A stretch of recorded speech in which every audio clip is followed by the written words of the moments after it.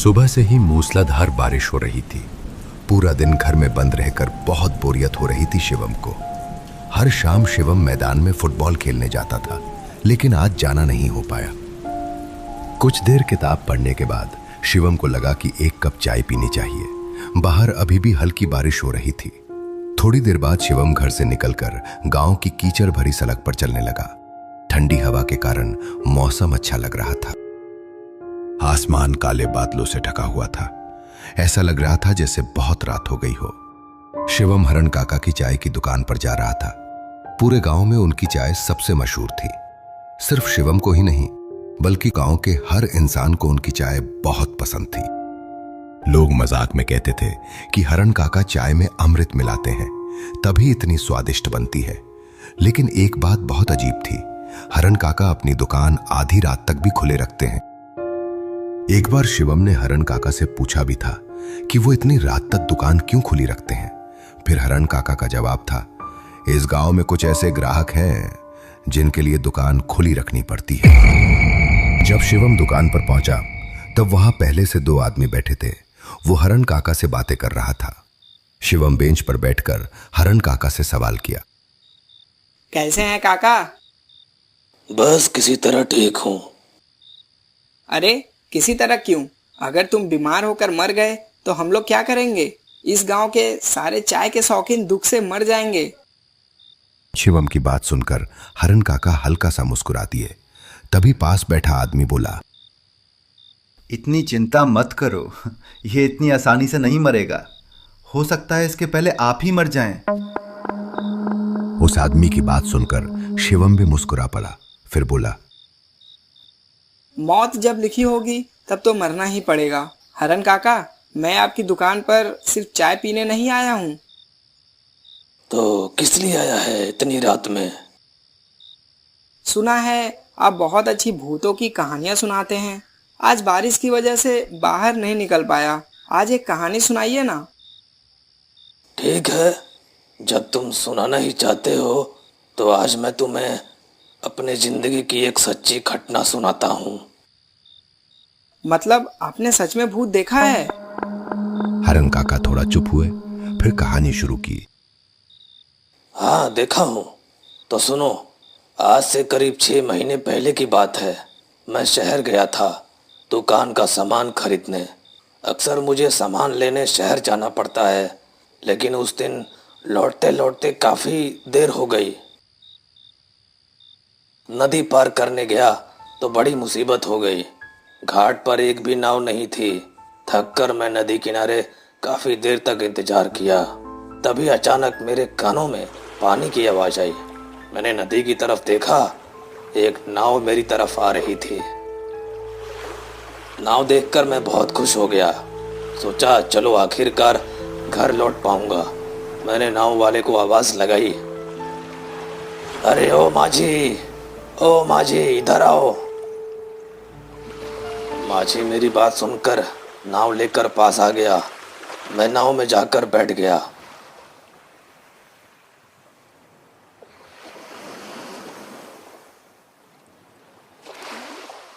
नाव चलने लगी। मैंने माझी की तरफ देखा तो कुछ अजीब लगा मुझे। उसका पूरा शरीर चादर से ढका हुआ था। इतनी गर्मी में भी चादर ओढ़े रहना मुझे बहुत अजीब लगा। मैंने सोचा शायद नदी में हवा ज़्यादा तेज चल रही होगी। मैं ज़्यादा देर चुप नहीं रह सकता था, इसलिए मैंने उससे बात करने की कोशिश की। ओ माझी, तुम्हारा घर कहाँ है? लेकिन माझी ने मेरी बात का कोई जवाब नहीं दिया। वह बिल्कुल चुपचाप नाव चला रहा था। ऐसे गंभीर लोग मुझे बिल्कुल पसंद नहीं। अगर हम दोनों बातें करते तो सफ़र आराम से कट जाता, लेकिन उसे देखकर लग रहा था जैसे अगर मगरमच्छ भी काट ले तब भी उसके मुंह से आवाज़ नहीं निकलेगी। मैंने उससे फिर एक बार सवाल पूछा, क्या तुम पूरी रात इसी नदी में नाव चलाते हो? फिर भी उसने कोई जवाब नहीं दिया। क्या तुम गूंगे हो क्या? और इतनी गर्मी में ये चादर ओढ़कर क्यों बैठे हो? मेरी बात सुनकर माझी ने बड़ी लाल आंखें से मेरी तरफ देखा। उसकी आंखें खून की तरह लाल थी। उसकी नज़र देखकर मैं थोड़ा डर गया। साथ ही खुद पर गुस्सा भी आया। बेवजह उसे क्यों छेड़ दिया? अगर वो मुझे नदी में फेंक दे तो? इसीलिए मैंने डरते डरते नरम आवाज में कहा, नहीं नहीं नहीं, ऐसे पूछ रहा था, कम बोलना अच्छी बात है। तभी माजी ने धीरे धीरे अपने चेहरे से चादर हटाई। उसका चेहरा देखते ही मेरा जान जैसे निकल गया। मेरे हाथ पांव बर्फ जैसे ठंडे हो गए। मैं डर के मारे जोर से चीख पड़ा, हे भगवान बचाओ बचाओ, ये क्या है, बचाओ।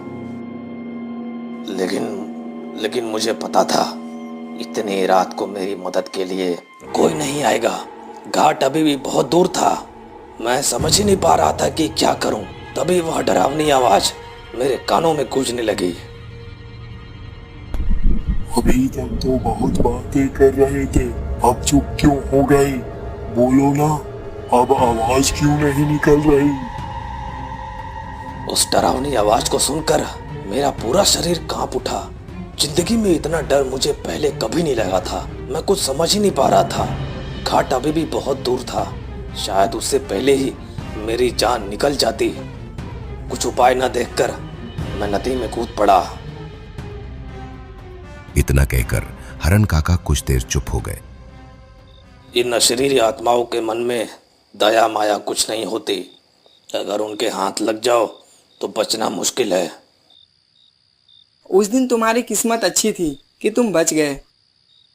इतना कहकर हरण काका रहस्यमय मुस्कान के साथ शिवम की तरफ देखने लगे। उनकी डरावनी कहानी सुनकर शिवम के शरीर में भी सिहरन दौड़ गई थी। लेकिन इसके बाद भी शिवम उनसे एक और कहानी सुनना चाहता था। लेकिन रात बहुत हो चुकी थी। शिवम को लगा कि अब इतनी रात को बाहर रुकना ठीक नहीं होगा। ठीक है काका, अब मैं भी चलता हूँ। तुम्हारा चाय पीकर मन अच्छा हो गया। सावधानी से जाना, और हाँ, कुछ लोग तेरे पीछे आ सकते हैं। यह सुनकर शिवम थोड़ा हैरान हो गया। वो डरकर पूछा, काका, वो लोग मेरा पीछा क्यों करेंगे? मेरे अंदर अब और कुछ बोलने की हिम्मत नहीं बची है। जितनी जल्दी हो सके घर चले जाओ। शिवम घबराकर तेज कदमों से आगे बढ़ने लगा।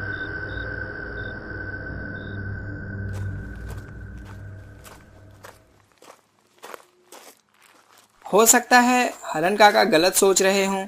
इतना डरने की जरूरत नहीं थी। शिवम सोचते सोचते और अपने मन को शांत करते करते चलता जा रहा था। चारों तरफ झींगुरों की आवाज गूंज रही थी। हरण काका की बातें बार बार याद आ रही थी। अगर उनकी बात सच हुई तो शायद आज शिवम घर वापस नहीं जा पाएगा। उसके पास लूटने जैसा भी कुछ नहीं था। घर से निकलते समय शिवम कुछ लेकर नहीं आया था। जेब में सिर्फ 30 रुपए थे। शिवम जितना तेज चल सकता था चलता जा रहा था। तभी पीछे किसी के कदमों की आवाज सुनाई दी। शिवम अचानक पीछे मुड़ा और देखा हरण काका की चाय की दुकान वाले वही दो आदमी उसके पीछे आ रहे थे। तब शिवम को समझ आया हरण काका सही कह रहे थे, लेकिन ये लोग आखिर चाहते क्या थे। कुछ दूर जाकर फिर पीछे मुड़कर देखा, लेकिन इस बार वहां कोई नहीं था। शिवम ने इधर उधर देखा। पूरा रास्ता बिल्कुल सुनसान था। उसके अलावा वहां कोई भी नहीं था। तभी अचानक शिवम को अपने कंधे पर किसी के हाथ का स्पर्श महसूस हुआ। उसका पूरा शरीर डर से कांप उठा। वो तुरंत पीछे मुड़ा और देखा वही दोनों आदमी ठीक पीछे खड़े थे। दोनों शिवम की तरफ घूरकर बेहद डरावनी मुस्कान देने लगे। शिवम ने जिंदगी में इतनी भयानक हंसी कभी नहीं देखी थी। उनके चेहरे इंसानों जैसे नहीं लग रहे थे। फिर उनमें से एक अजीब आवाज में बोला, आप लोग मेरा पीछा क्यों कर रहे हैं? देखिए, मेरे पास कुछ नहीं है। दया करके मुझे जाने दीजिए। मेरी सेठ कोई बेच नहीं सकता, कोई टिक नहीं सकता। तुझे हमारे खून की कीमत चुकानी होगी।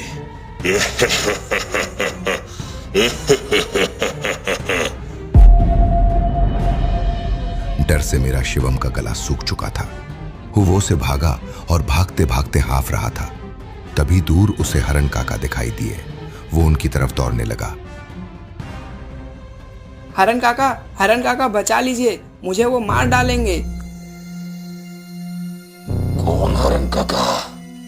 उस दिन वो माझी मुझे भी मारकर फेंक दिया था, और आज तुझे भी मरना होगा।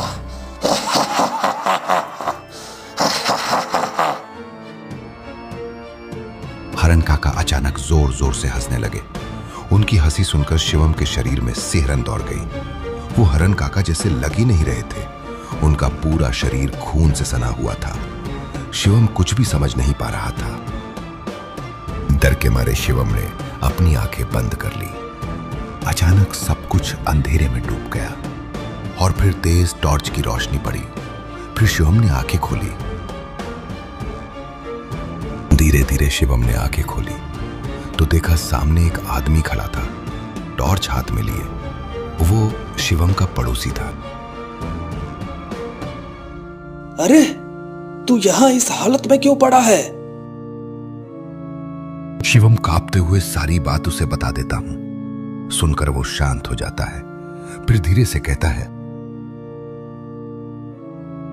तुझे नहीं पता क्या? हरण काका तो 2 दिन पहले ही मर चुके हैं।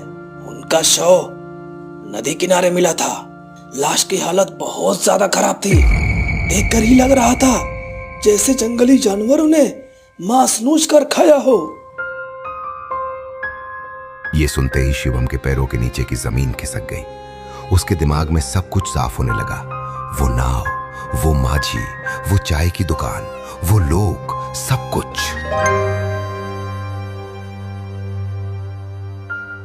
शिवम बिना कुछ बोले वहां से घर की तरफ चल पड़ा। उस रात के बाद वो कभी हरण काका की दुकान की तरफ नहीं गया।